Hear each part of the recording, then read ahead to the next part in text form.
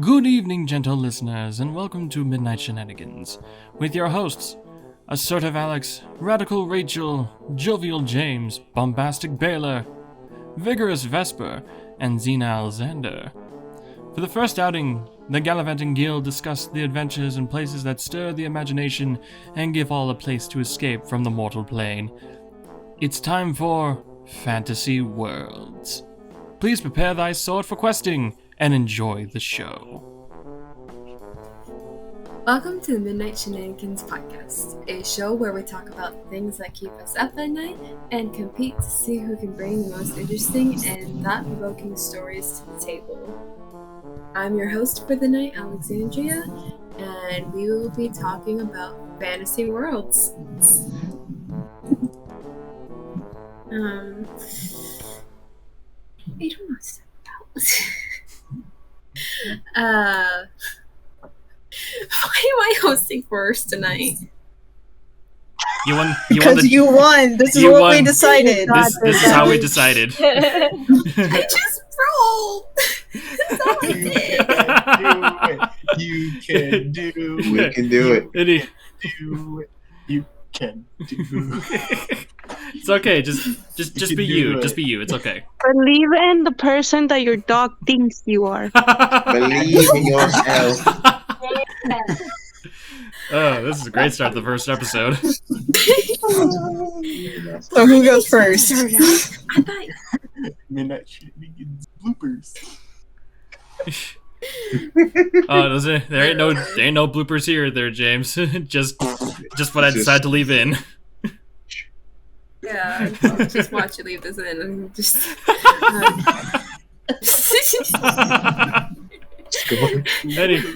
Anywho, Who's going? anywho, why don't you go around the table? Go ahead. I guess we should define what we think of a fantasy world, at least for ourselves. Ooh, James, Well- what do you think would be in a fantasy world? Not sci-fi. I feel kind of called out. There has to be fantastical or magical elements. And sci-fi is not that.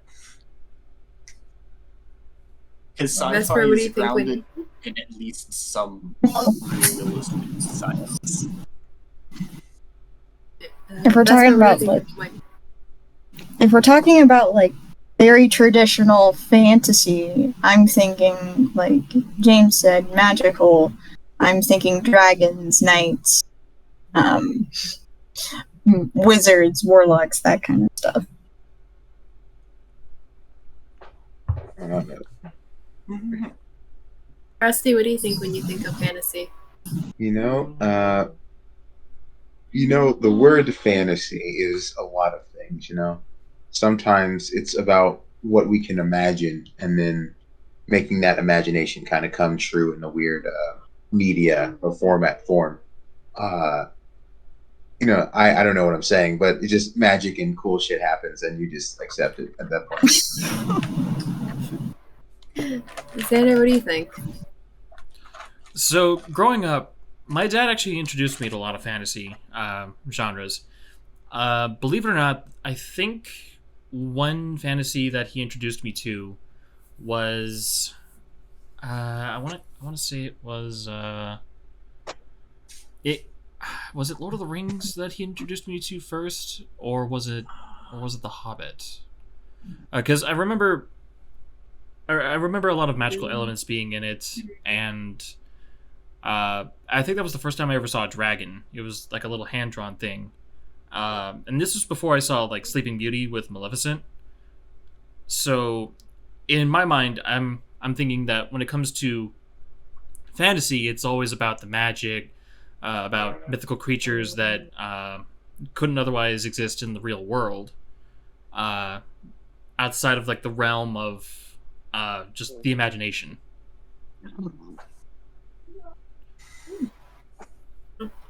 All right, Rachel, what do you think about when you think of fantasy? Oh dear. It's so hard to summarize my thoughts. Like, I have so much to say, like, that I could say to describe it really well, but because there's so much, I don't know how to sum it up very simply.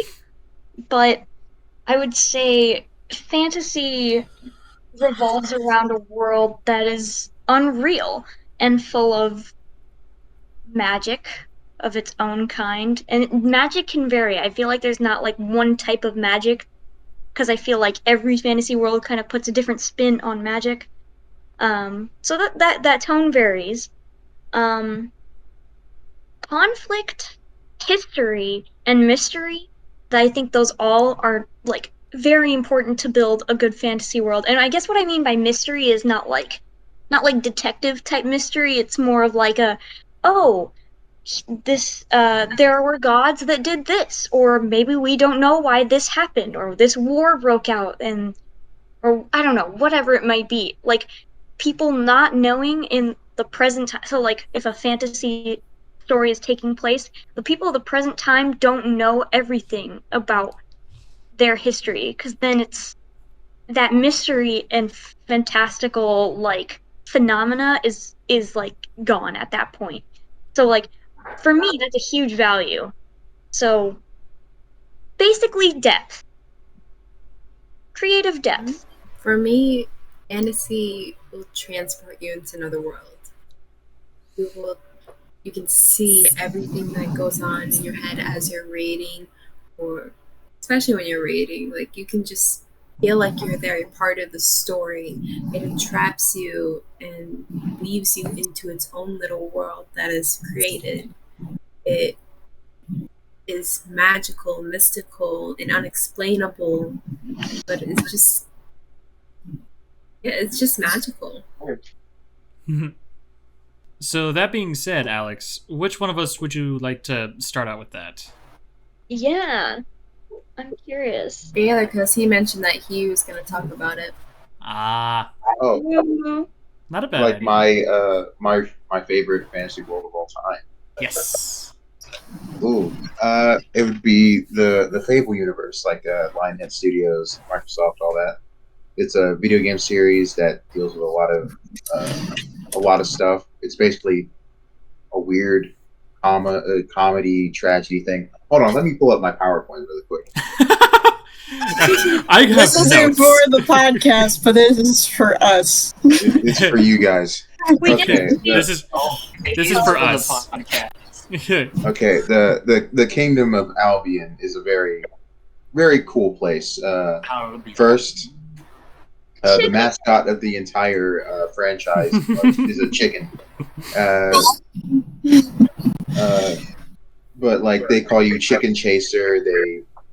It's basically every main character's like little nickname or sparrow or any type of bird. Chicken Chaser is the funniest one, so I call him Chicken Chaser. Yeah. Second one, there's a lot of magic and like industry stuff, magic and technology. They coexist a lot, and like heroes are common. They have like a guild, and they get paid. And also, it's like weird stuff happens. They also kind of falter out because technology is becoming so advanced later on because they're having this entire industrial revolution type of thing by the third game. I'm gonna go like really, really quick. Pantheon, Darkness, Light. There's like a shadow creature that wants to kill all of Albion, and a blind psychic immortal narrator lady. It was the sister of the first character in the first game that helps the other heroes of the series in like this weird way, and she's also kind of the villain, kinda. And I really can't explain that. There are more villains here. A dude who was obsessed with a mask. Dude who's obsessed with like a giant spire that will revive his daughter, and like your brother, and like a shadow creature demon. I'm going really fast with this one. Comedy and tragedy. Tragedy because like in the second one, your sister dies by getting shot in the head by this dude right here. Comedy and tragedy because you see this intro of a chicken running away from guards before getting shot by a guard at the end, and then full-on comedy where you dress as a chicken. Whoa. Chicken. Also, the Fable games are more about reflection, about how tragedy can make you into a hero and or villain.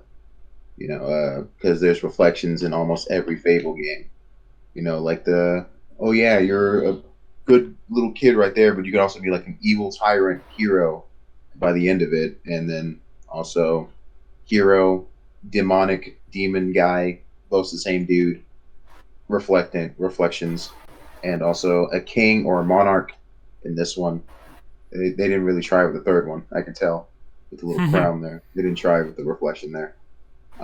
Also, the settings and themes. These are from the third game, where they have like little posters detailing like the little propaganda of the war that you're fighting, the weird like little revolution that you're funding, and like throughout the game they can get torn up and or like replaced with like more hopeful or more kind of dreadful posters reflecting on the choices that you make. Also, these are also part of the story for the second game. The tarot cards right here are just mostly to reflect what you've done. But there is some problems with the Fable series in general, especially in the third game. Real estate becomes a real problem, where you have to actually own real estate and go into capitalism. I don't want to do that for the good ending. Where that's my main problem with the series in general. But capitalism. Capitalism. That's the real enemy of the Fable series. But there's some great moments in the game. Capitalism. To quote Hobie. Yeah. And there's like some great moments in these games, especially in the third one where one of your mentor was blinded by like some evil shadow creature, and he wants you to leave him, but you can choose to leave him or like hold his hand and like guide him all the way to like across like a desert to a city. But then he just lets go and just says, "Go on without me," and then just like the whole world turns into like darkness, and like, oh, that's like little symbolism, like, oh yeah, Walter was like your light, and then you just left him, so now you're in the dark forever now. And it's just like, that's cool symbolism, and just like symbolism. That's why I love.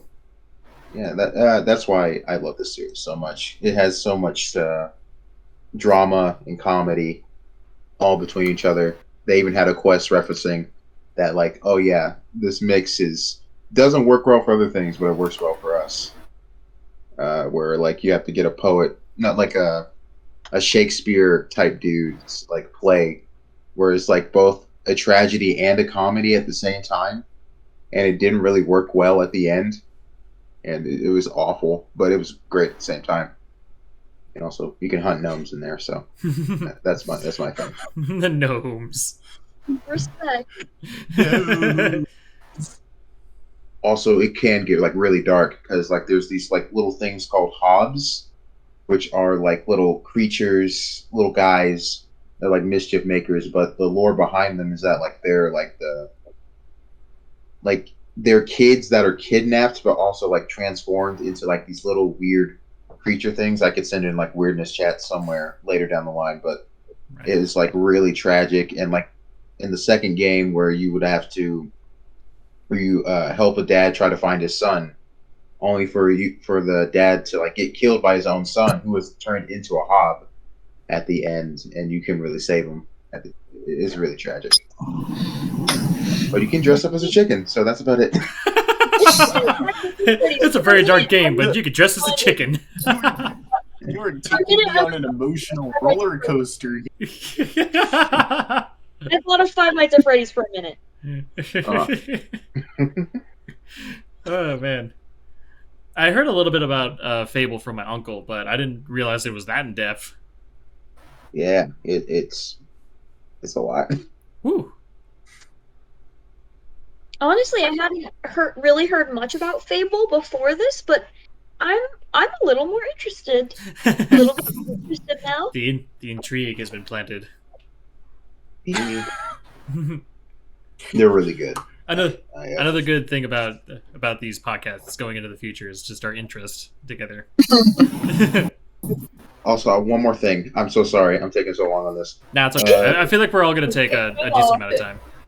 There's like a little like foreshadowing for like the third game in the series where you're where like the character of the second game sees into the future and he sees like the next main character is his son or her son being like the next hero up, and they have to fight against the main villain of that game later down the line. It was like, oh, that's cool, and you get like a little top hat out of it, I think.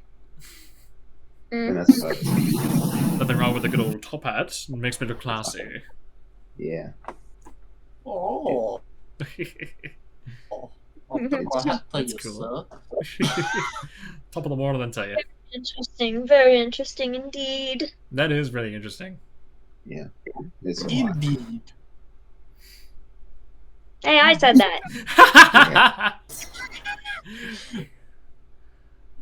Alrighty. Indubitably. Indubitably. So, hostess, what were your thoughts? Sorry, my mind just blanked. What? My mind just blanked. Just what did you think about all that? I really like how you got so into it. Especially about the reflections on the covers of the games. I feel like you really realized like what those games would be about that way. It's really intense. I really like that. I know way too much about the game. That's fair. I know too much about my favorite world, so. I think we can all say that we fall under that curse when it comes to certain things. Anywho, let us go to the next course. Who's next? Who's next? Alex? Vesper, you're next.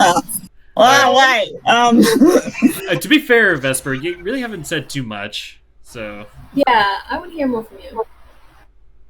Well, I don't have a favorite fantasy world because there's too many to count, but the one that I picked for this instance is Exandria from Critical Role's campaign 1, 2, 3, and the series, the animated series on Amazon Prime. Anyway, so I don't have a PowerPoint, so this is going to be a hodgepodge of random shit that's going to pop into my brain. But to begin off, so Exandria is very, very classic high fantasy, wizards, warlocks, knights, dragons. But it all started with, like, I don't know exactly how many gods there are, but there's a lot of gods that came down to this unmarked rock in space, and they were just like, this rock is our rock now. And they basically terraformed this planet to fit their image, and they created humans, elves, dwarves, a bunch of other basic fantasy races, orcs, what have you. But and they gave these beings, you know, the arcane studies. They gave them magic, basically. But they found out that the gods found out that there are these ancient elemental beings. Like, there's an earth elemental that's basically the size of Mount Everest in our world. This dude's huge, and imagine that. But there's also there's an air elemental the size of like 5 hurricanes. There's a fire one the size of a fucking volcano, so on and so forth. And, you know, these elementals got pissed off that these gods were changing their earth, and they wanted to destroy their creations. There was this massive war that nearly wiped out all of existence. And then there was this thing called the Calamity, which was when... Or, hold on, I got it messed up, my bad. But, so basically, the gods split in half. There are the prime gods, and then there are betrayer gods. So I'm guessing you guys can figure out who won the war in this one. The betrayer gods decided to side with the elementals to wipe out all the humans, or just like all of their creations, and just start over. Meanwhile, the prime gods were just like, no, we are going to help these people fight. And that's when the calamity happened. Like, only a third of the planet survived. So massive chunk of civilization kind of just got wiped off of the face of the earth, and they kind of went like, all of the technology and the arcane studies that they made got shoved back like 1,000 years. So now they're basically starting over after the calamity. And that's when the gods created dragons. The gods created dragons to like fight off any like mystical elemental creations that maybe still lingered on the planet. But it turns out that some of the dragons are not good dragons. And because gods wanted to give free will to everyone, and some of the dragons branched off and kind of just started to not make things good for the people of Exandria. And yeah, that's what I can say without getting into spoilers. I'm missing so much, but there's a lot more. I had it all in my brain in a file, but now the file has been deleted or erased and I can't find it. Okay, that's it, I'm done. Oh. That's unfortunate, but that is really intriguing. Unless people want to ask me questions about it, but just talking about it. Okay. Also, is Exandria coin shaped? I'm going to smack you, Rusty. You're the one person in this server that knows what I'm talking about, and I hate you for it. Oh my goodness. No, it is not coin-shaped. Matt has made it canon that it is not flat. That's great. That is hilarious.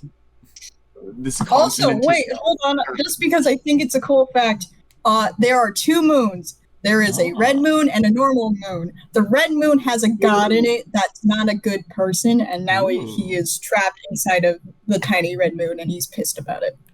I always like that concept where something is trapped in the moon. That is always a cool concept. It's like that one Doctor Who episode. Yes. Anywho. Okay, somebody else continue about talking their fantasy world thing. Next up. Alex, who? James. Okay. She has chosen James. James go. Go, James, go! Sure thing. I'm gonna talk about the world from the original game Guild Wars. I'm not talking about any of the differences in Guild Wars 2, because that is so far in the future compared to the first game. But anyway, at the time the first game begins, the world is 11,000 years old. And there used to be these giants called Giganticus Lupicus. And they were the first inhabitants of the world. The earliest known human life first appeared at 786 BE, which is before Exodus. And Exodus is the event in which the gods abandoned the world. There are 3 known continents: Tyria, Cantha, and Alona. The world is also named Tyria. Tyria has 2 main kingdoms of humans, Ascalon and Krita. Cantha is home to the Empire of the Dragon. And Alona is the land of the Golden Sun. When the game first starts, you play as a new recruit. You've just started your military, and you choose from the professions, which are the classes warrior, ranger, monk, necromancer, mesmer, or elementalist. Warriors are masters of heavy weaponry and heavy armor. Rangers are masters at traps, at taming animals and using archery. Monks are divine spellcasters who are masters at healing. Necromancers can raise corpses into their own minions to help them fight, as well as having a wide array of vampiric spells that steal their enemy's life force and heal them. Mesmers use illusions and phantasms and conjurations to absolutely scramble their enemies' minds. And elementalists control the elements of wind, air, fire. No, wind and air are the same thing. Air, fire, earth, and water. As you progress, you start helping townsfolk, as well as start investigating a mystery. There's a Char, which are the main enemies of Ask south of the wall. Your job is to try and figure out what he's doing and what his plan is. So you go on this wild goose chase of trying to find him, talk to a whole bunch of people who are experts on different locations, and it finally culminates in you getting a second profession,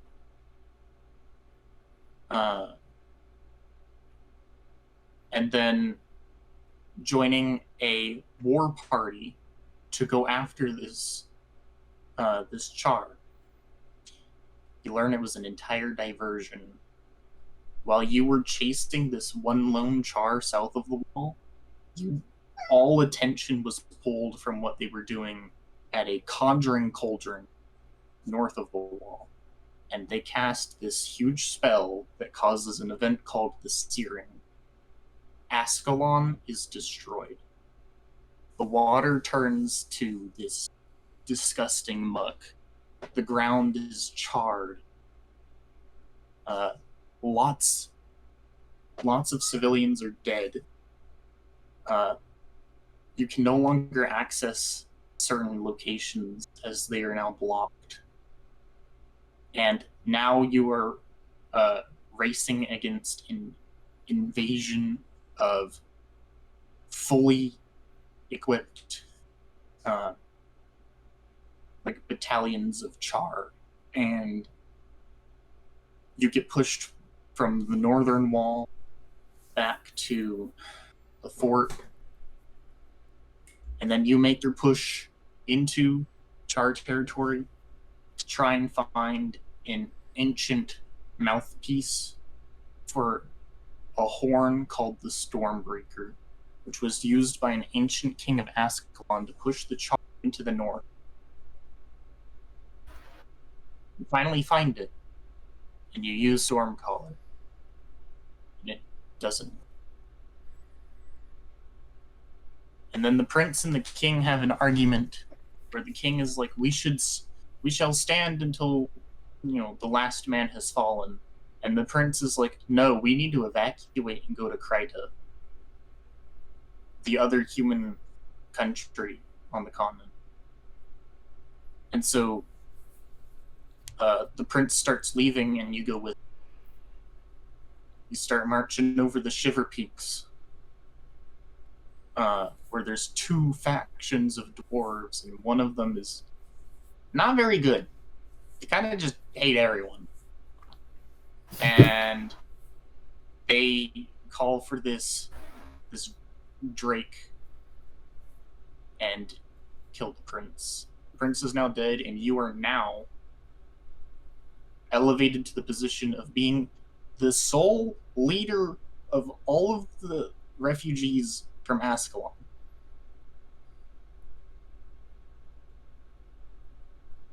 So now you're trying to get them to Lion, which is the capital city of Kryta.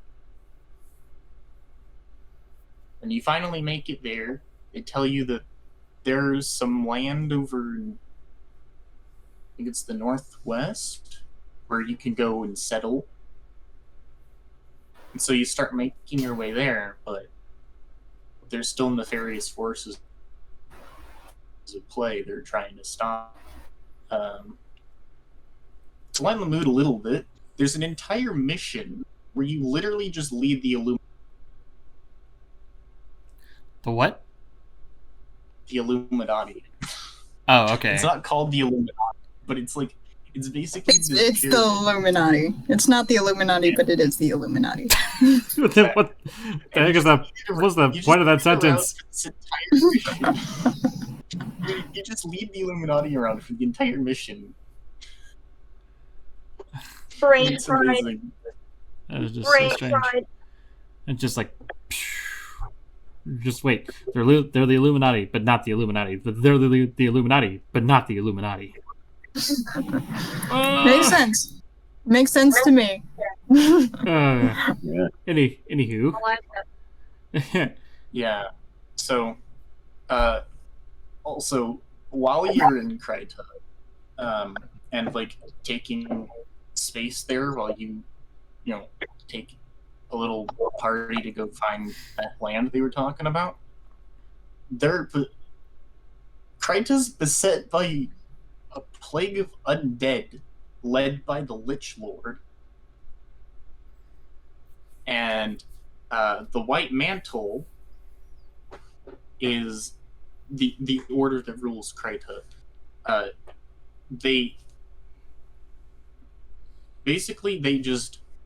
They're like, welcome.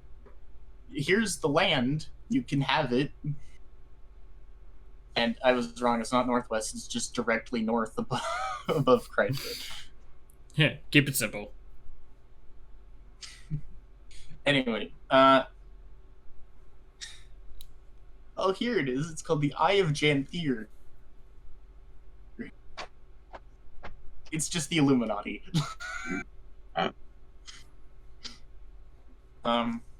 It then moves on to you moving on to the Maguma jungle to find a group of people who were chosen by the Eye of Janthir because the Shining Blade has kidnapped them.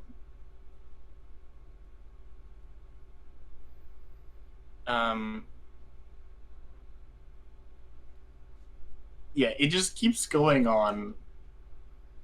I haven't even played through a lot of the rest of the story because I got caught up in an expansion. But it goes on.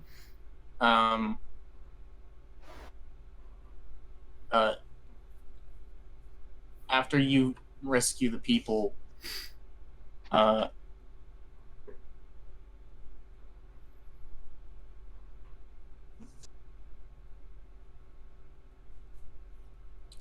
you're suggested to head to the Crystal Desert and try and achieve the feat of Ascension.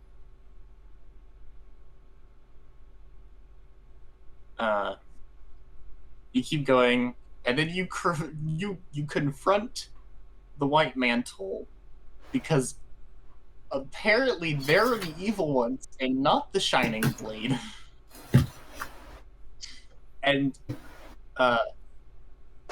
there's a final treachery and a final stand, and then it just goes to the epilogue where the Titans are now trying to crush human civilization. Yeah, you end the base game by beating a bunch of giant That's all, eh?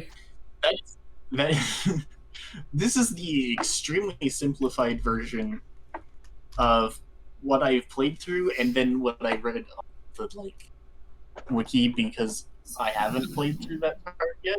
This is the oversimplified version. It takes so much longer to get through anything in the actual game.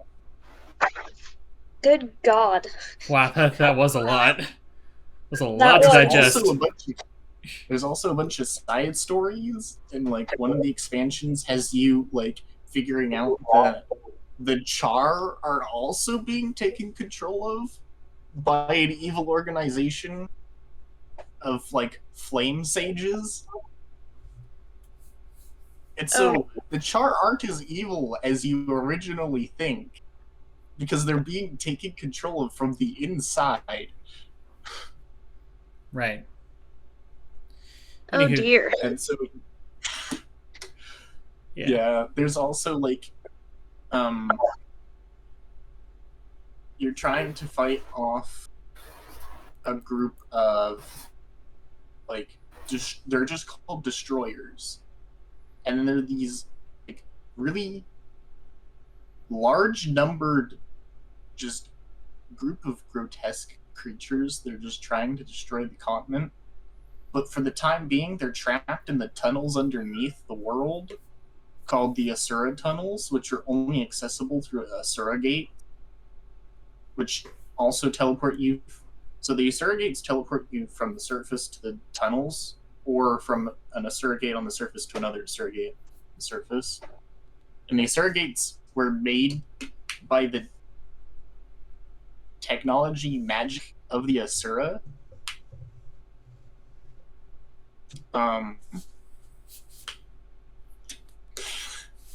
Yeah, there's that whole subplot where you try to again save the world.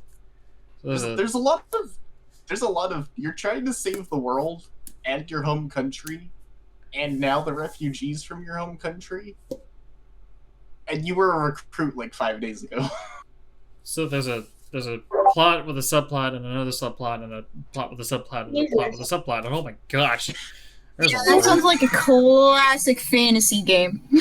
Yeah, that sounds about right. It is, man. Oh, and then there's two. I only got into one of the campaign storylines. There's two entire other campaigns with their own storyline. There's more? Holy crap, man! Yeah, also, from this campaign that I'm talking about, you also get tangled up in the stories of the other continents. Wow. Well, I don't know if we have enough time to cover all of that, James. I'm not. I'm just saying that, Hey, James, if you it's travel podcast for this game. If the competition was just who could give the most lore, I think James just won. I disagree. I could challenge that. I could challenge that. You could challenge that. Rachel, go right on ahead. Tag, you're in. Oh dear. Oh dear, am I afraid? And oh dear. Well, I mean, honestly, based on my competitor, you may not need to buckle up. Also, a kitty cat. It's a kitty cat. The audience can only hear the cat; they can't see it. Meow, John. I don't know if you all heard that, but I just heard a cat meow. Meow. My name is Garfield. his name is I like lasagna. He likes lasagna. Anywho, Rachel, go, Rachel, before we get derailed any further. Bear with me. I chose Genshin Impact. What a surprise! What a surprise! The Genshin Impact fans. Wow. It's like if we said a horror and Xander picked Jurassic Park. Yeah. Continue, Rachel, continue. Go ahead, Rachel. So, oh god, my mind went blank for just as soon as we. My mind went blank. But don't worry, I can improvise, right? I love this game for so many reasons. I'd say I have at least 100 hours in it. at least 100, 1,000. I meant 1,000. 100 is a rookie number for a Genshin player. Look at these rookie numbers. Rookie numbers. For Genshin players, that's a rookie number. That is baby steps. It's massive. And I will say that when I introduce the concept of this lore, we don't even know most of the truth. Most of the truth is still, like, unknown to anybody, period, because the game isn't even halfway complete. So, it's a very big game, very big story with a lot of content. But I'll sort of start from the beginning to make it make sense. You are the Traveler, or whether you choose which one you are, Aether or Lumine, they're siblings. And at the beginning of the story, they are separated by who we know as the Heavenly Principles, or like the god of gods of a certain world called Teyvat. And you are brought down to Teyvat, separated from your sibling. Where's your sibling? You don't really know. That's what you're trying to figure out, though. And you run into this annoying box of emergency food called Paimon, who is this little guide who finds you by a lake in this little town called Mondstadt and is like, well, I don't know who you are, but my name's Paimon, and I'm gonna be your travel guide. And she just kind of goes with you as you attempt to find your sister. And your main goal is, there are 7 nations of Teyvat, each with their own archon, which is basically like the ruler or god, that rules that nation, and each pertaining to their own element. You, as the Traveler, because you are not from this world, you cannot harness the abilities of the elements. However, somehow, when you touch one of the statues, you resonate with them and gain the abilities without, like, the rite of passage. Basically, people in Teyvat can earn the ability to access the elements through visions that they earn from the gods. The Traveler does not need that, and the Traveler can actually harness the ability of all seven of the elements. And oh man. So you can do all of them. Why? Nobody really knows. Even the Archons can't really answer that, except for the fact that you're not from here. But basically, as the Traveler, you're looking for your sibling, and your goal is to approach all 7 Archons to find out where the hell your sibling is. That is the primary goal. However, each time you walk into a nation, you end up being the protagonist of some major issue that is happening within the nation. Whether it's, the dragon who was once on the good side, and the companion of the Wind Archon, the Animo Archon, who has now been turned evil by one of your natural enemies, the Abyss Order, who supposedly your sibling is part of. But you don't really know that. At least not yet. I don't really know. I think the sibling is. It's suspicious. There's a lot of plot holes. Well, for now. There's a lot of things we don't know yet. But you basically end up having to help the Archons or fight them. It's been different each region a little bit, although primarily they're on your side. Basically wanting to ask them questions. However, every time you approach an Archon to ask them questions, they don't have an answer for you. They're like, damn, thanks for helping me, like, save my nation and perhaps the world. No, I don't know where the hell your sibling is. Your sibling's in another castle. They have very little information, which is frustrating, because you do so much, and you get very little information. Recently, with the 4th region, you finally get some sort of information that digs a little deeper into the origins of the world, and that it wasn't just like, oh, 7 gods, sort of strange like castle in the sky known as the Heavenly Principles that potentially rules over the world and all of the gods, but there's more to it. You have natural enemies. The Abyss Order, which are basically evil beings with evil power that want to take over the world after a fallen civilization falls, known as Conria, that also is like huge mystery that we know very little of, but is supposedly, very important. And that also the world is upside down and the sky is fake and there's 3 moons and the world used to be ruled by dragons. We discovered that recently. The world was originally ruled by 7 dragons that were conquered, supposedly, by the Archons, gods, and goddesses. But there was this big disruption in order of the Archons, gods, and goddesses during what is known as the Archon War, which started the root of most problems of Tevat. Most of the problems. A lot of people died. A lot of confusion, a lot of unknown. There's a lot of mystery shaded around the Archon War, and the Archons know a lot, but they don't really care to share a lot of that information. Why? Probably because it's bad.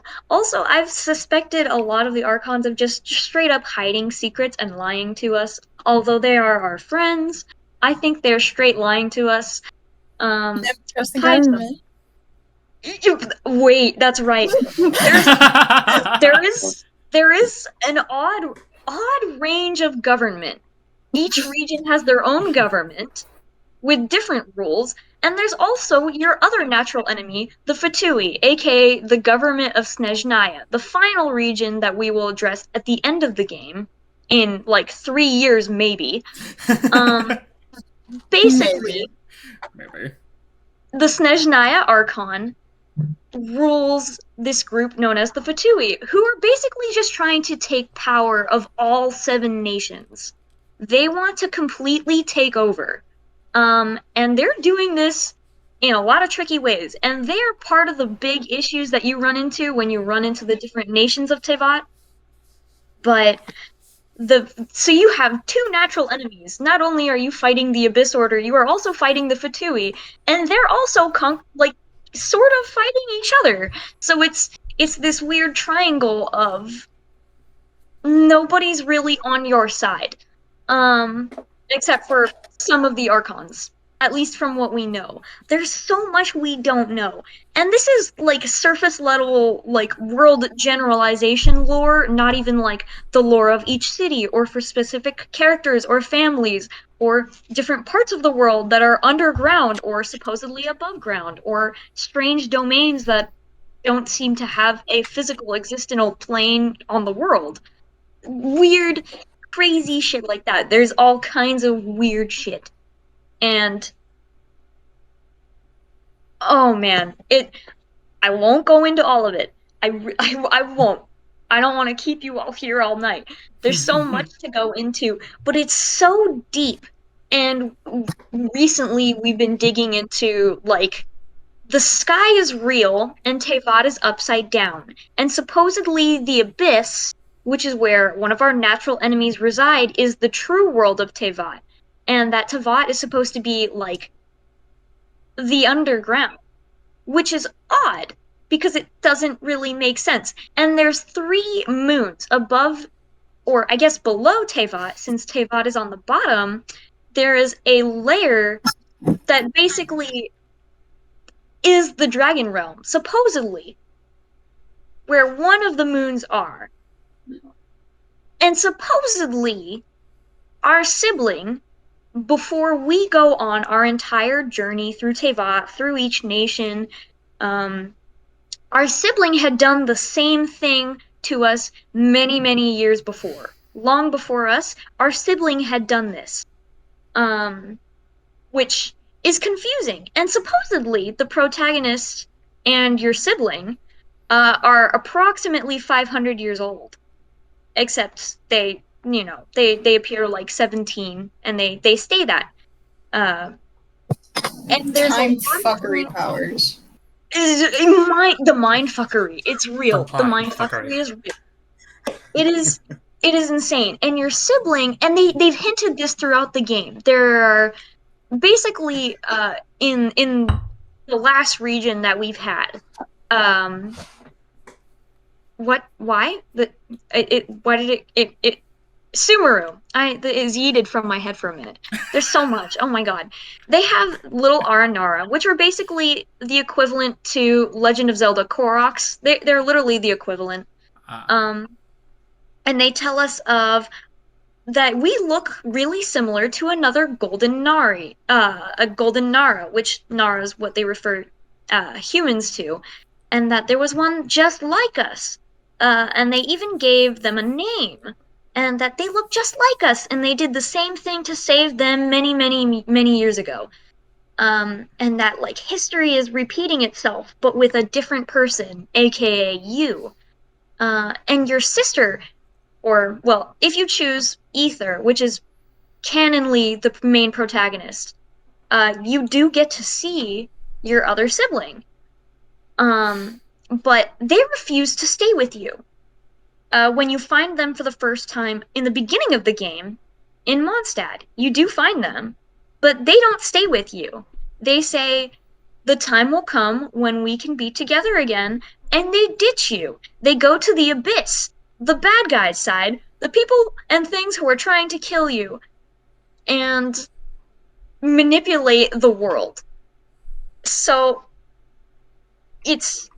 Also, who the fuck is Paimon? Because there's no one else like Paimon. There's so much. There's so much to go into, and so much we don't know. And there's so much more minor lore for different little, like, areas of the game, different little characters, time periods. There's so much to add, but generally speaking, there's still so much we don't know about the world itself. So getting into the minor details is just impossible, for now, at least. The History of Genshin Impact Pop-Up Edition. All I can say is that it's a way better game than it's given credit for, because its lore and story is so phenomenal, and that's why I love it. Because, I was with you for most of that, but then you said the world is, like, upside down, and I was just like, what the you fuck? should see the map. Yeah. You should see the map. There's a map. I was kind of confused when you said, like, wait, the sky is fake, and then, oh, wait, the sky is real now? I was confused at a few points, but then as I listened, it's like, oh, so it's like it's a progression thing. So it's just like you have to go further into it in order to understand that. Right. It makes more sense. That's the thing, like, the game is, like, 40% done, so there's a lot of information, like, eventually the cracks will be filled, but right now, there's a lot of sporadic information, and a lot of manipulation, and we don't really know if we know the truth. We don't know if the stuff we know is actually reliable, but for now, I'm gonna go with the fact that it is, because you run into, a few of the dragons, a couple of the dragons. You can't handle the truth! I can't handle the truth. Actually, in one of the more recent Archon quests, the Traveler has, like, a psychotic break, like, loses their shit, because there's just so much going on, and, like, so much emotional baggage that's coming with learning all of this and dealing with all of this. It's so great. It's so much better than it's given credit for, because Genshin Impact it's a game with one of those identities, mainly because of the fan base that has completely turmoiled it. Understandably, a lot of the fan base is garbage, but there are some people who are genuinely very good, and the game is actually really good. I love the game. I love the story. The lore. I mean, the lore in all caps. If lore. Quote Matt Pat.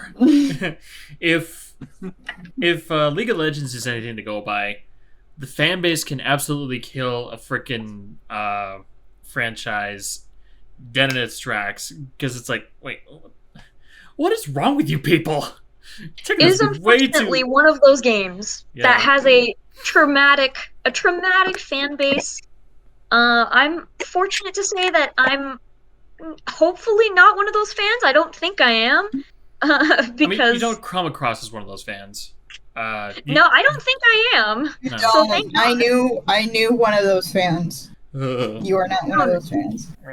I've also met one of those fans, and they're awful, and they're like, so this is why nobody likes Genshin Impact. It's because of people like you. Yep. Oh my god. That's why there's so many Genshin memes. Yeah, it got ruined because of the reputation that it gained, but looking into the actual story and the lore and the effort and time and world building that was put into this masterpiece makes it so great to appreciate. I've been playing every day for the last over a year now. I've been playing. I feel like that's the problem I had with Rick and Morty. A lot of people just kind of they ruined the show for me before I even got a chance to see it. But then I was like, okay, just wait for it to die down. Wait for it to die down. This is how it always works. It's unfortunate. If you just wait for it to die down and then investigate, it's like, oh wow, this is actually really cool. And that's just how I've had a lot of experiences like that where somebody's like either overhyping it or they're going too much into depth with it, and it's like, chill. And then I actually check it out for myself, and it's like, oh, that's actually good. I like it. Right. There's people who have ruined games for me because I associated like an icky human with the game and then thinking the game must be icky, but it's really not. It's just that some of the fans stink. It's kind of like Discord in a way. Yeah. No, it is. Yeah, no, you're not wrong. And unfortunately, Genshin has gained that reputation because, I will not lie, some of the fans are just absolutely atrocious. Mm-hmm. But the game itself is so great. I love it. It's so lovable. I feel like that's what you have to take away. You have to exclude like fan bases. You have to exclude a lot of toxicity with that specific thing, and it has to become more of a you experience it the way you want to experience it. You just have your opinions about it. And I feel like a lot of people just don't know how to do that anymore. Either that or they just get turned off so fast. It's like dropping a boulder. Or that Indiana Jones boulder coming right at you. It's like, oh no, there goes the feeling. I was like that with Genshin. Before I played it, before I gave it a chance, I was like, no, I'm never going to play Genshin Impact. And someone got me into it, and I was like, okay, if you're suggesting it because, like, you're cool and you're telling me to play it, I'll give it a shot. And then I fell in love. So it's like, it's wild. There have been shows, even books, like, games that have been ruined by its fan base. Mm-hmm. Even though there's so much to love about it. Yeah. My Hero Academia. Oh, God. Yeah, that is true. Right in the feels. I actually like that show, but the fan base is so cringe. Why? I was watching They're more than cringe. They are more than cringe. Oh, they're a black hole of just awkwardness. Like, oh, God damn it. Not Sean. I just... I don't know how fan bases are with games God. until I've like already played the game and like beaten usually like, most smelly, and then like oh God, you just dude, oh my God. I kind of I want to go to like a Phoenix Comic-Con with you guys, but at the same time I'm just loathing having to deal with that smell again. I've been to one. It was great, but it was crowded and stinky. That's where I got these lithographs that are on my wall. I think I've already sent a picture of them to you guys. I was putting them on the wall, and that's actually where I got these. These are actual artworks from the Jurassic Park movie. They were part of like a 7,500 artwork collection. Oh, and wow. They were $40 a piece, so I got both of these for like $80. I would have gotten one for the Brachiosaur, but I was like, I just don't have the money for that. Um, So I had to miss out, and I was like, I could have had all 3 siblings all together. I could have had my brother, I could have had me, and I could have had my sister because she loves the Brachiosaurus. One day. Yeah, one day. Maybe I might run into the collectors again. But yeah, no, I feel like that's just another thing that ruins things for people's just the awful fan base who take it like to the next level, and they're just smelly, and they're the kind of people they're the kind of people that you just want to like just load a soap gun and just go push. Yeah. For Genshin, I don't want to throw shade, but it's a lot of the male fan base. Most Because- fandom problems come from men. Yeah, like there's- 90% of the- fandom problems come from I'm men. sorry for the male people in the call right now, but it's true. Unfortunately, I refuse to. I've never met. I've only met men who play Genshin that are a little bit interesting. Ooh. And it's We're going off topic again. I mean, that's Right, just the essence of it, but But I hope I didn't go on too long. I hope that wasn't boring. I know there was a lot to cover. I wanted to keep it short, and then I got excited, and then I was like, wait, slow it down, but also like wrap up what you're saying. But anyways, I hope.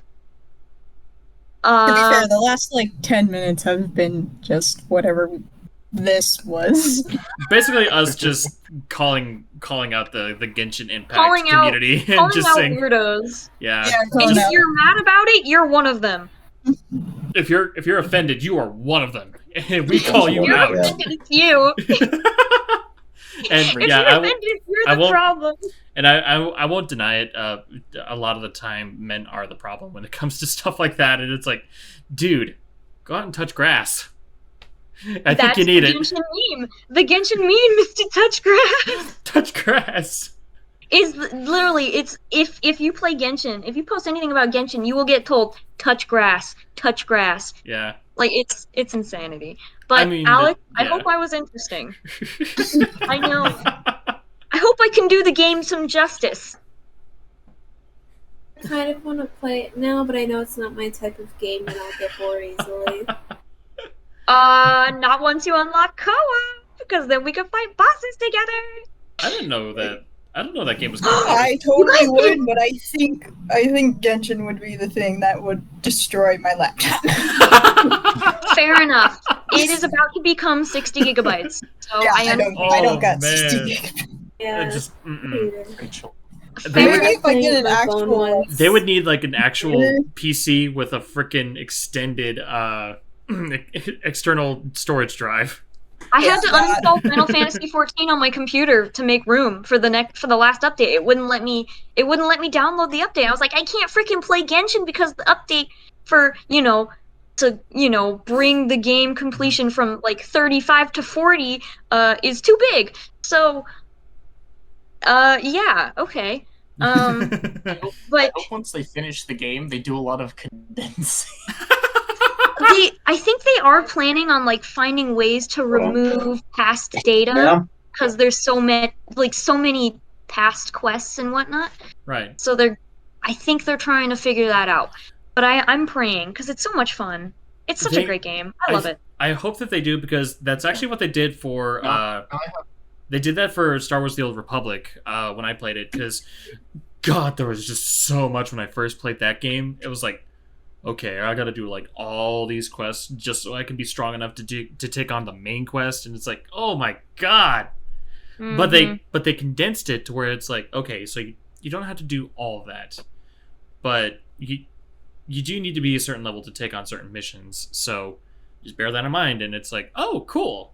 I could still level up, because leveling up took forever when I first started playing. But now it's like, oh, okay, so I could literally grind out a level in a day, and that's when you get to the higher levels, so past level 20.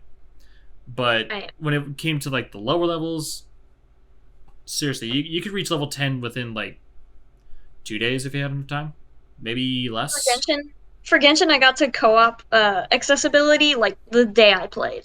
I Oh man, I have so much. The grind was real. The grind is real. I have done all of, from at least all that I've had time for. The main quests, story quests, world quests. There's so many different types of quests. Exploration, open world exploration is so much fun in that game. That is always going to be Oh my my favorite God. in a game, really. It's Wait, so what game? great. Just any game in general, Genshin. open world exploration. I love that in any game. It's great. It's great, especially because it's rewarding. It's not like there's like things that are hidden. There are hidden secrets. Like you'll find like a really good chest in a certain area, but like you'll get rewarded just for exploring. Even like basic little things. Like you'll get some kind of reward, for looking around. It's great. I don't know. It's great. Great game. 10 out of 10. Love it. Would play again. Rachel. What's up? Rachel. Yes? Now we need a side episode. So we're gonna have a All lot right. more. Because I just did Xander. the pop up barely surface level for Tyria Guild Wars. Today is only scratching the surface, guys. Into all the expansion, into the different continents, into every single. Okay. Yeah. When next time I host again, we're gonna do something similar to this and pick sub fantasy world. Trust me, this is not gonna be the only fantasy world conversation we have. There's Yeah, so and I much. We did just It- classic fantasy this time. There's like, where's the sci-fi? Where's the urban fantasy? Where's Where's the the sci-fi? Where's the Yeah. urban? Where's Yeah, this is just a big topic. There's so many Yeah. subgenres of fantasy, and There really there's is. so many topics within it. Yeah. Dream This is just scraping the fantasy. surface. Ooh, Oh. Speaking of fantasy, one of my favorites. Xander, what's your favorite fantasy world? Yay! So- Xander. So one of my favorite franchises growing up is Pirates of the Caribbean, and believe it or not, when I was a kid, roughly around 7 or 8 years old, I did not like it. Mostly because, as a kid, my dad was the one watching these movies. He was watching Lord of the Rings. He was watching Pirates of the Caribbean. He was watching Alien. He was watching all the stuff that I nerd about now.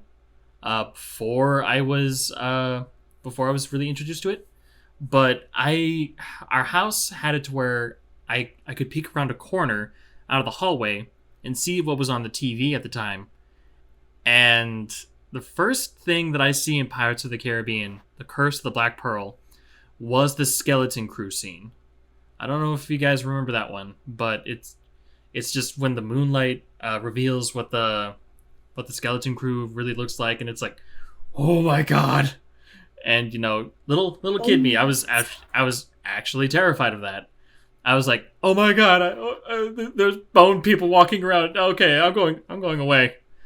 And this is the same kid who was watching dinosaurs eat people.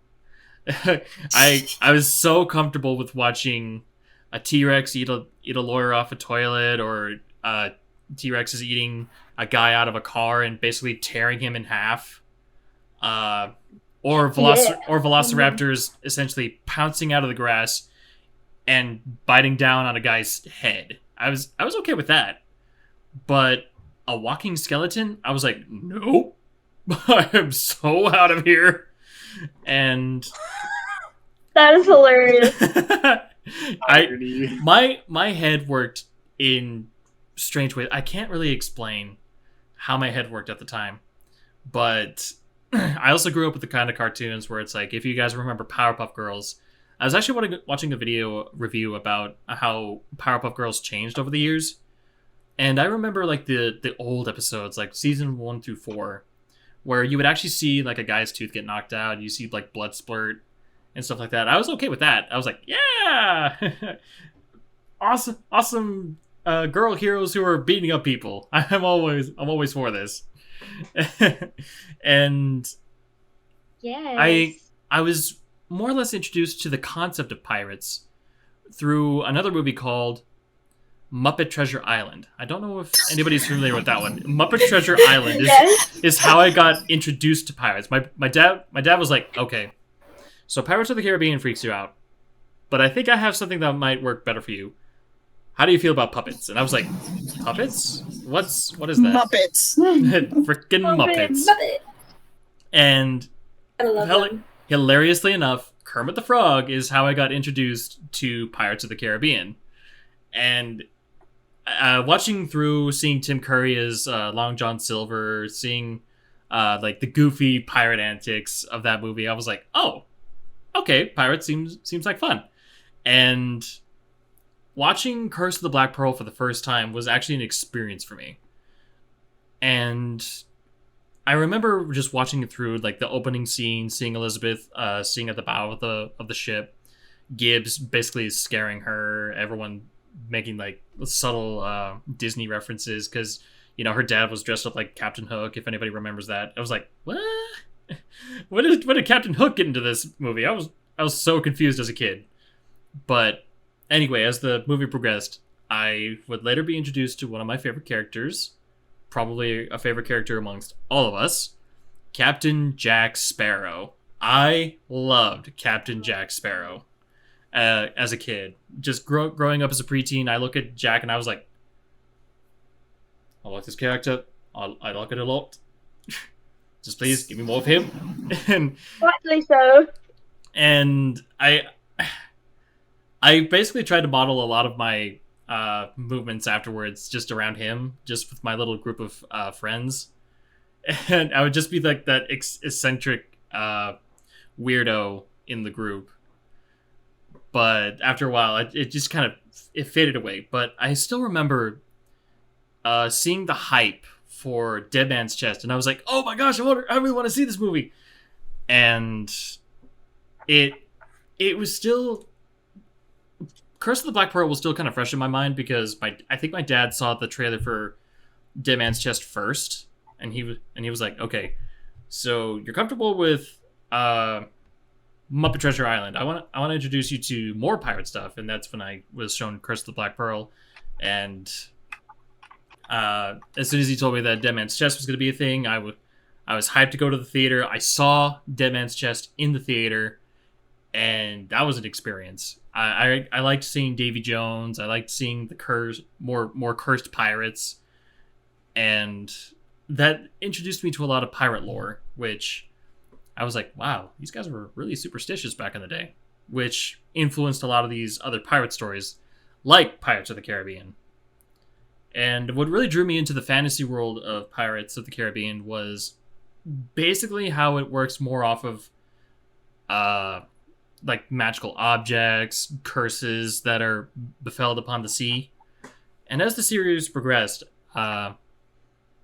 you'd see more of that. You'd see more mythical creatures like the mermaids. You would see how everything was tied to this trident that basically held the magic of the sea, and it was just such a roller coaster of just wow, all this magic happening. And I think going back to Curse of the Black Pearl, I think that's when it was done the best.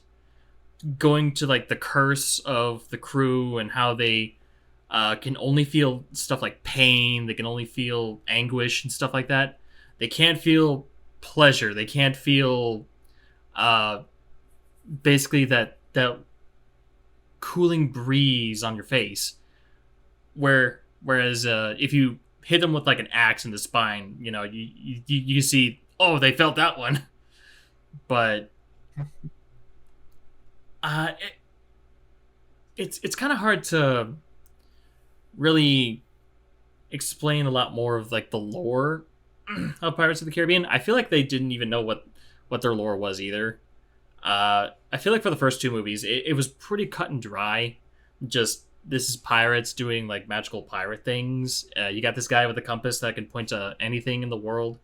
We originally thought that the compass only pointed to one thing, and we didn't know what that thing was. I liked the mystery of the compass. In the second movie, it was kind of ruined. But the the curses in the movies were just so cool to kind of just watch on screen and see how they worked. Davy Jones's crew alone was just an interesting spectacle. Seeing how this cursed crew started becoming like one with the sea. You see them become different creatures. One has a hammerhead, one has a pufferfish for like a face, and others are turning into like seaweeds and barnacles and stuff. It's just like, holy crap, how does that work? Why is it like this? And it's just an interesting take on like pirate lore, and I just liked it. I really started I fell in love with it after the second movie. I think by the third movie, I was starting to kind of like fall out of it. I still saw the other movies in theaters, and I was like, this is still fun, but it feels like it's kind of dying down. It wasn't really as exciting as it was for the first two movies. But I feel like part of that is because it's like, well, people just want to see Jack, and, you know, what do you do with Jack? And I feel like they just couldn't answer that question. So they had one part of the recipe right. They didn't have another part of the recipe right, and it's just like, it just kind of fell apart at that point. Darn.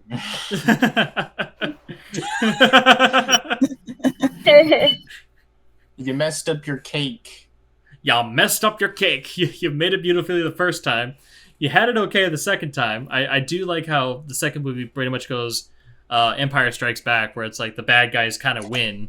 Well, one bad guy wins, another one seems to just get that gratification of, you know, settling a debt, and then it just turns to absolute chaos afterwards, which brings us into the third movie. But I feel like the third movie had a complete shift in tone.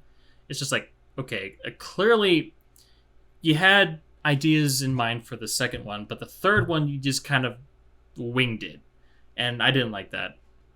I really didn't like that. You put too much salt in the cake. You put too much salt in the cake. How dare ye? But yeah, no. When it came to just seeing how the lore of the Pirates movies went, it was just like, wow, this is actually pretty cool. This is pretty inspired. I like this, and it made me want to learn a little bit more about different things, like different sea lore, how monsters influenced a lot of legends out there, and it was just like, wow, this is so cool. So yeah, that's basically my little experience with Pirates of the Caribbean, and how it's one of my favorite fantasy genres of all time. Nice. I'm going to be honest, I completely forgot that Pirates of the Caribbean was fantasy. I mean, technically it is. It is fantasy. It is fantasy. It is. I just completely forgot that it was. Just like, hold on, we got cursed zombie pirates, we got cursed fish pirates, and then we also got mermaids. You got to remember mermaids. Mermaid. Magical objects of all sorts. I mean, it is kind of interesting how they sealed away a goddess in a bunch of random everyday objects. That to me kind of like broke my mind for a second. I was like, wait, what? Calypso. Freaking. The best place to hide something is in plain sight. That is true, and honestly, I thought that was partially clever, because it's like, wait, so the first Brother in Court they were basically piss broke.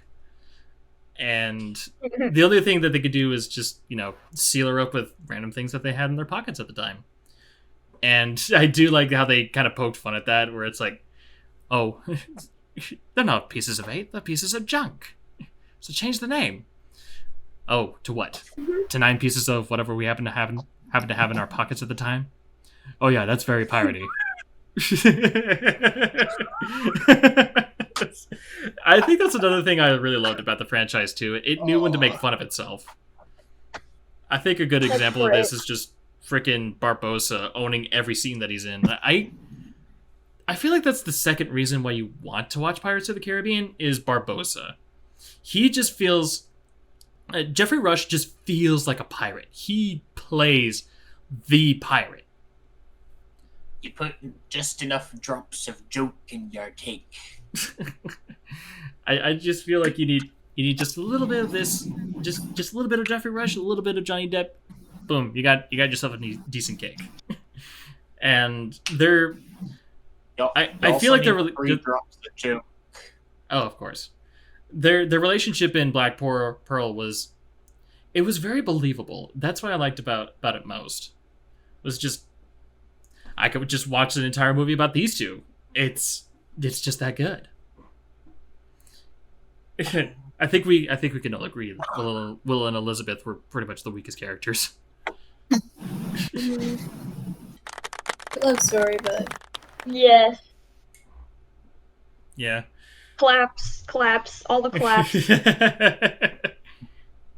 Okay, I'll do more claps. Do more claps. That was great. Thank you very much. Alrighty, it looks like it's just about time to start wrapping things up. Dear hostess, which one of us did the best job in your eyes? It's okay to be honest. Oh, wait, does that mean Rachel's the winner? yes, Rachel's the next host. Rachel is going to be the next host for the next episode. Yeah. Also, I want to say my favorite fantasy world. I'm talking about my own fantasy world. We can finish Close. it off with you. Close us all out there, Alex. Give us your fantasy world, and then read us the outro. Well, Rachel also has Wait, don't we also have to know what the next topic is? We'll Also do that at the end. I put that into the script, didn't I? Let's see.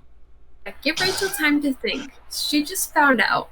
Yeah. We literally said that we needed to have a topic before we started.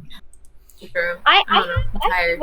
a good one. I have a good one. Okay. Let's go through Alex's world first, and then go to Rachel's topic. Yeah. Sure, as you all know, as my friends, I love the world of Harry Potter. I was I'm considering not going to talk about today. that. That's not the word I'm going to talk about today. There's a series that I got into when I was little. Probably about, like 7, 8 years old. I found it at a school book fair. I picked it up and it's like, oh, it sounds interesting. It's The School for Good and Evil. It really captures your attention. There's like so many themes that went into it. There's a lot of things about friendships, literally like good and evil, what we define as good and evil. Just as like that, it's okay to be both. I like towards the end because it's an internal battle, essentially. So in this series, because it's a 6-book series, but in the series, the two main characters, Agatha and Sophie. Sophie, like they live in a world where they're taken. 2 kids every 4 years are taken to what called School for Good and Evil, because is that what they call it? But it's a town basically, and like they just anonymously get books every 4 years because it's about like fairy tale characters like Cinderella, Red Riding Hood, the Jack and the Beanstalk. It's all the fairy tales that we know and love. And so every 4 years, 2 kids get kidnapped. 2 girls, 2 boys, a boy and a girl. Depends. So, our 2 main characters. Sophie, she really wants to go to the School for Good. She does good deeds all the time, but she only does the good deeds just so she can go to the school because she wants away from this life that she was given. She doesn't want to be with her family. She doesn't want to be around people in her town because they just gross her out. She is repulsed by her life right now. She wants a more glamorous and fabulous life. Agatha, she lives in a graveyard, like, literally. She is quite content with her life of solitude. But Sophie, wanting to do good deeds, called good deeds. I'm using air quotes for the audience. She befriends Agatha basically as a good deed. And so they actually do become friends the more Sophie goes and hangs out with her. But Agatha, deep in her heart, she is actually good. She's seen as a witch from the town because of like her odd nature. She is in a town full of geese. She is seen as the ugly duckling, basically. She is the odd one out. So it's around the time of year and where what they call the schoolmaster or like the beast that takes the kids. It's that time of year, and so Sophie's just getting ready. She grabs her luggage and everything. She's like, writes down the wood that her father.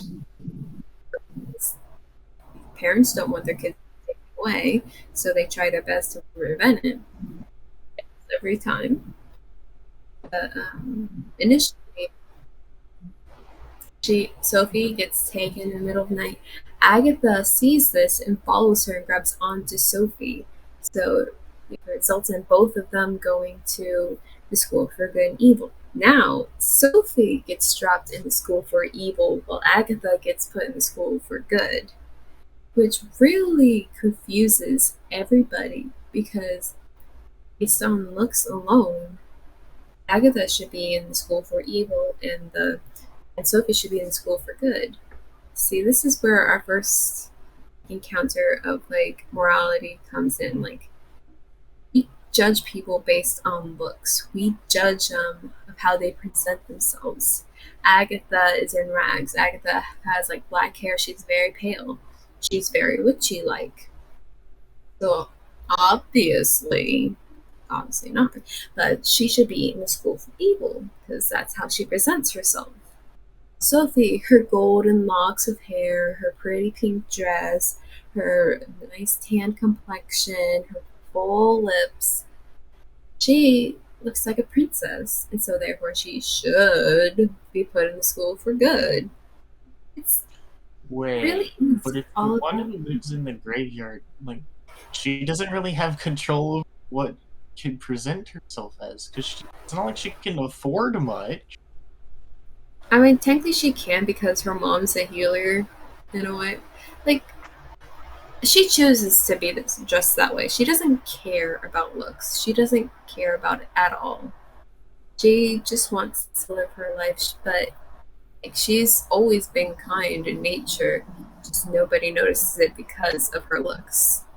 This book primarily focuses on looks and how we tend to judge people before we get to know them. At least in the first half of the book. As the books progress, or as the story progresses, Sophie is trying her best to just get over to the school for good and just switch with Agatha because she believes there's been a mistake. As time moves on and as she keeps trying to go over, she is yet to prevail. So she begs Agatha for help because her roommates aren't her roommates. They left her, so she has a room by herself. She's isolated in this place that is just all frilly and pink and perfumey and just full of candy too, because there's like a candy hallway. It's quite interesting concept too, because in School for Good, they teach the girls nothing useful. They just teach them about delicacy, how to smile, how to look pretty, how to speak to animals, how to basically be a princess. Speaking to animals is quite useful. Yeah, but it's seen as more of a princess trait. So, while the men of that place, the princes, they're taught how to sword fight, they're taught how to be a savior, basically. The real stereotypical damsel in distress, knight in shining armor. So, yeah, sounds about right. I think I see where this is going. So, Agatha's just repulsed. She's like, I don't want to be here in a place where it's just stereotypical. There's actually this one class when it comes to like talking to animals. There's something called wish fish, where if you dip your finger into a pond where the wish fish are, you'll get to see your deepest wish. Agatha's deepest wish was to be free, to set everyone free of like the shackles that come bind them. Little did they know that those wish fish are previous students that failed. Yeah, if you fail, you get turned into an animal or a plant that will help the heroine of the story.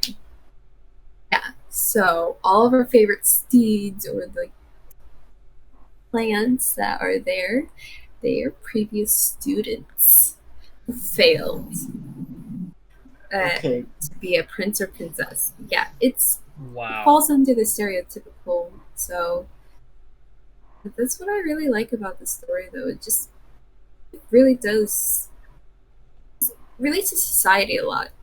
We identify ourselves with these stereotypes more often than not, and it's just Agatha breaks these stereotypes. She's like, I am not this person that you want me to be.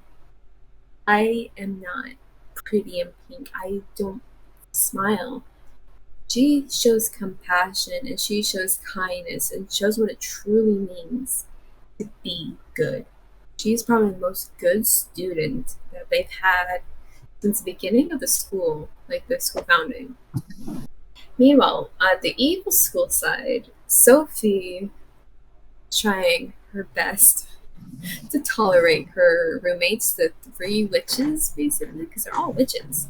One's the daughter of the sheriff of Nottingham. One's daughter of the witch and Hansel and Gretel, and the other is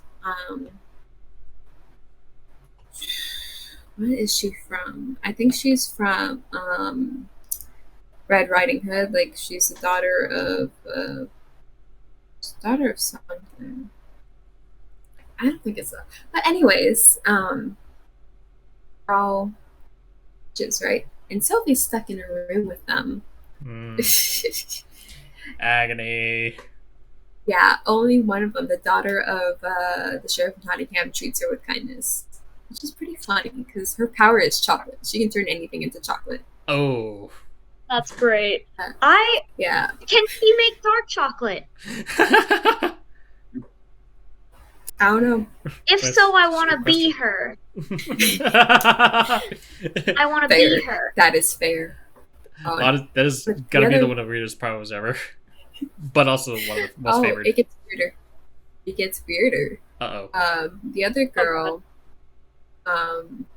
she has the power to control rats and talk to rats. Rats!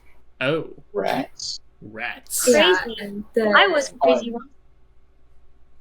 And then, the third witch, the daughter of the witch from Hansel and Gretel, she has this, like, demon tattoo, and she can make it come to life, and actually, like, she can control it, and it can just, like, you can breathe fire and eat people and stuff like that, and it's just weird and scary as shit.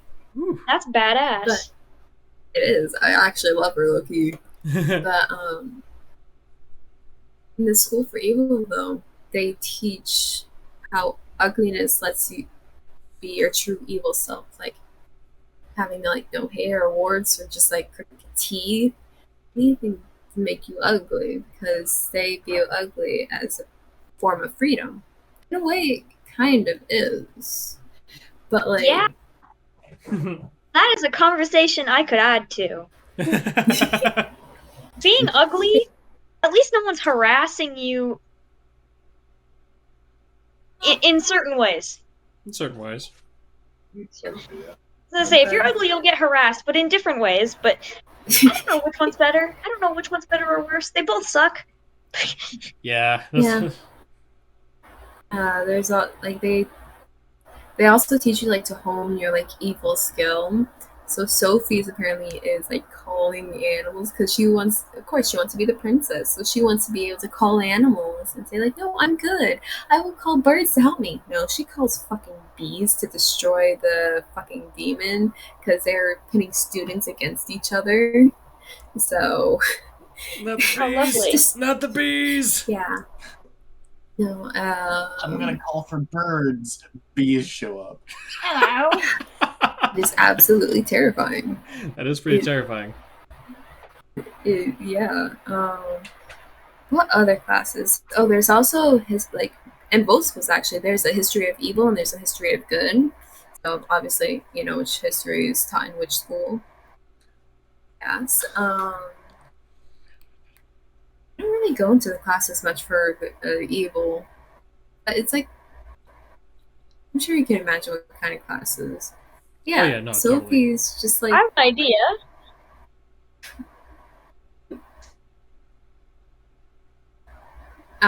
but anyway, Sophie's just like in agony because she has to learn. Oh yeah, she also has to learn spells and potions too, and she can't do jack shit. So like she enlists Agatha's help. She's like, "Hey Agatha, you should be able to do this. You're a witch, right?" Agatha actually can. She's pretty good with magic. She actually really is really good with magic. But one thing I skipped over though was in the beginning. There's basically a school assembly. Good sits on one side, evil sits on the other. First, knights come in, or the princes come in at the very end, and all the girls fan over the, of course on the good side, Edros, the prince, who is he? I think King Arthur's son. Wait, is it King Arthur? I think it's Lake of Camelot. Yeah, King Arthur. Oh, okay. Yeah, so he's from Camelot, right? Camelot! Yeah, everyone's fanning over him, including Sophie, who's on the evil side. So throughout this, she enlists Agatha's help, try and win her way over to good, be like, prove herself truly good. So she basically cheats, she lies, she does all the evil things, all in the name of good. That makes sense. Interesting. Interesting take. Yeah, no. To try and prove her goodness, she teaches beautification to the girls of School for Evil outside during lunchtime. That was very interesting take. It somehow got Tedros' attention, and she just did things here and there that would be seen as good, but reality wasn't really, because it's all manipulation. She's very manipulative, if you can't tell. Yeah. Yeah. I figure. Yeah. But Agatha's over here being true to herself, being good. She thinks she's helping her friend is a good thing, right thing to do. So if she helps her, she's very good at spells, like I said. So she transforms into animals and helps her in class. She gets her own homework done too. It's very interesting to see how they get away with it. But it's to the point where it's like nearing like the middle of the school year, and there's like the trials. Like there's like a trials between like good and evil. Like basically show off what you've learned so far throughout the year, and the way it happens is like, yeah, like I skipped over this part, but like Tedros got with Sophie. Nobody knows why. They're just like, why? She's evil. She doesn't deserve you, Tedros. You're being tricked. And I'm like, you are, Tedros. You're being so tricked.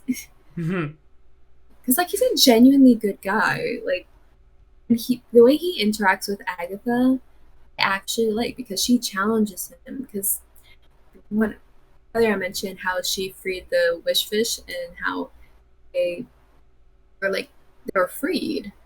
Or no longer a wish fish. They could finally relax their souls. Well, all the other creatures saw this, and there's like gargoyles on top of the school. So gargoyles saw this. She saw the witch. She could see people's wishes, So she tried to free him, and Tedros, thinking that he was being a brave knight, protecting her from a gargoyle that is seen as evil, appearances are deceiving in this. He kills the gargoyle, and Agatha is just screaming at him, and he's just like, "Didn't I just save you from this gargoyle?" And she's like, "No, you idiot! This was a boy! This was a boy!" Oh no. Oh dear. These are all previous students. All these animals, all the things around the castle, they are all students. Funny enough, you know how like there's like guards or anything, like basically to make sure students keep in line. For School of Good, it's fairies. For the School of Evil, it's wolves. If you fail in the School of Evil, you'll be turned into a wolf. Ooh. And they are nasty.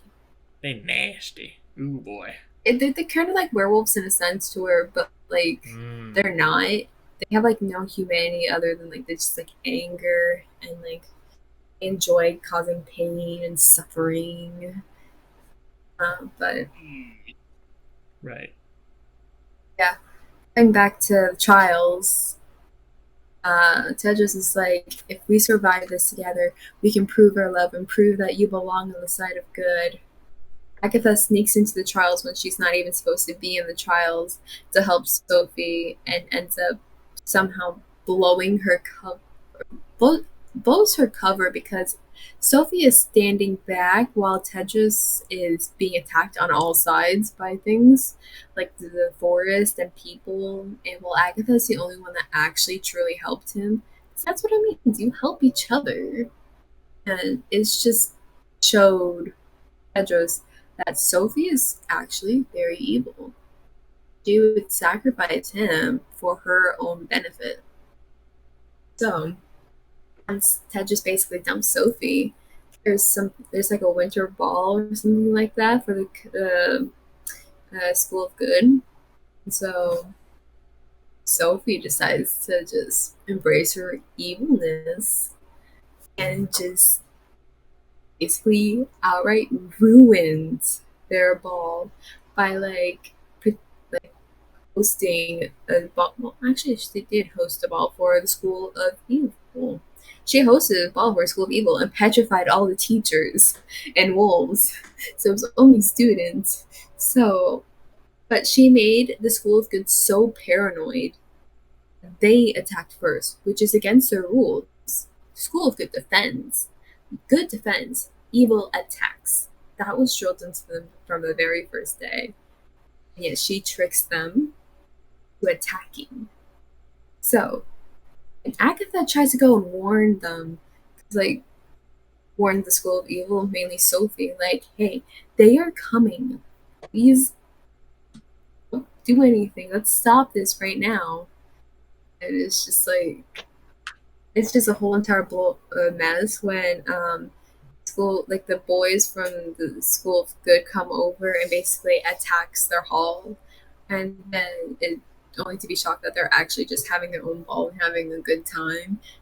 And then just like Sophie is just like, oh, who's really a villain and who's really good? The good defends Teddy, not attacks. And so they switch. So it's like magic. They switch appearances. So all of the people that were attacking the School for Evil turned ugly and their uniforms changed. While all the people that were in the School for Evil like turned very pretty. Their uniforms changed as well. Like their powers changed. And it just turned into this big battle. And it's kind of scary, honestly, because it's just like, how is this gonna be resolved? And then it just goes from here of like Agatha is just like, hey, stop it. This is not right. You guys are not this. It's kind of like a moment where they realize you're not just good and you're not just evil. We're all capable of being good and evil. School does not define us. And basically like they go to the headmaster's tower. I really skipped over this detail at the very beginning, because at the very beginning they go to the headmaster's tower to see if they can go home, and there's a riddle of headmaster gave him a riddle of what something good always has but evil can never get. The answer is love, obviously, but at the end it's just like headmaster is waiting for Sophie specifically because oh my god, there's so much of a miss, but you're gonna have to read the books if you're interested. But the headmaster was interested in Sophie. She was his evil queen. Because the headmaster was secretly evil while everyone thought he was a good brother. A whole another thing. The plot thickens. But yeah. Yeah, like he proposes to Sophie, let's live out our evil ever after. And Agatha gets there, I'm like, no, this is not what you want. You don't want misery and everything. And I'm a little rusty on the details of like how it happens, but Headmaster basically is so-called destroyed. He's not really, but he is for the moment. Sophie sacrificed herself for Agatha, and Agatha kisses Sophie because, best friend, sisterly love somehow miraculously heals her. And then all of a sudden, a portal appears in front of both of them, allowing them to go back home. And Tedros is just running out like, Agatha, wait! Because, Tedros has fallen in love with Agatha after all this. And Sophie and Agatha just take each other by the hand and walk through the portal, and that's basically the end of book 1 out of 6. And it just keeps going. One? It's just the Holy first. Lord. Oh my goodness. It's roughly 500 pages per book. I read 6 books in 2 weeks. It's the first. Oh my Binge God. read it all. That's the first book. The first Just book. the first book. Oh boy. Just A whole lot Yeah, happens. and there's a First bunch of details that I book? missed. There's a bunch of details that I missed too that'll make it tie even more together from what I said. But yeah, that's just the first book. Well, tip Just the iceberg and all that. You and James brought the Bible of your world. Good Lord. Yeah. The Yeah, lore, it's guys, the just lore. so- That's all I brought. This world This is really- the pop-up on the surface. really challenges social beliefs and views because it's all about beauty and inner and outward beauty. That's all this first book is basically focusing about. It's very beautiful, like the way the author delivers it, and the way that he just like compares like the two schools, how everybody's treated differently based on looks and how they act, and it's just like, no, it's what's on the inside that counts, not what you look like, not where you came from, not who your parents were. It's what you are inside, because not all princes are going to be knights. Like there's some princes that can't handle a battle. That doesn't make them any less princely. And like a princess doesn't have to have blonde hair or like brunette hair and like beautiful features. Doesn't have to have the most dazzling smile. She just has to have a kind heart. And that's really what he was trying to get the point across. It's like, it doesn't matter what you look like. It only matters what. It doesn't matter what you look like. I'm sorry, that just came to my head. That's It song from happens. Princess and the Frog. But Don't same with matter like who you evil, are. like just same with the same with the school for evil. Like just because you look ugly, just because you come from parents that were quote unquote the evil, like the villains of these storybooks, doesn't mean you aren't evil. Because the daughter of Sheriff Nottingham, she's really sweet. She's really nice. But, like, she's in school for good, evil because, looks, parentage, it's just how society sees people. And that really is the beauty of the first book. Second book is basically the girls versus boys. It's basically that. But we'll get into that another night. Speaking of beauty and villains, I think our conversation for next week is going to be your favorite protagonist in any fiction. Interesting. Oh, wait, did I say protagonist? You said protagonist. Yeah. I meant antagonist. Antagonist. Oh, shoot. I meant antagonist. Pick your favorite villain in whether That's it's also an impossible task. Well, thankfully we have the time. Pick one of your favorite. Pick one of your favorite. Pick one. one you really like.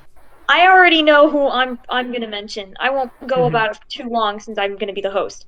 But I will talk about who my favorite is because yes. It'll be a great way to open up the next episode. Yeah. That'll be in a way, kind of just by the way. Alrighty, there, hostess. Week, right? Or what? It should be next week, right? Next week? episode. Yeah. We should be able to. Yeah, because I don't leave for Oregon until the week after, so we should be good on that. Oh, take me with you. I want to go to Oregon. I'll stuff you in my bag and we'll fly together. Alrighty. And if you can, come say hi. We'll see what happens. But anywho, all right, hostess, wrap us up. Alrighty, well, thanks everybody for listening. We hope you had fun exploring what's been keeping us up tonight. Make sure to subscribe and tune in next time to catch another sleepless night of thought-provoking conversation. Until then, go to sleep. Bye-bye. Bye.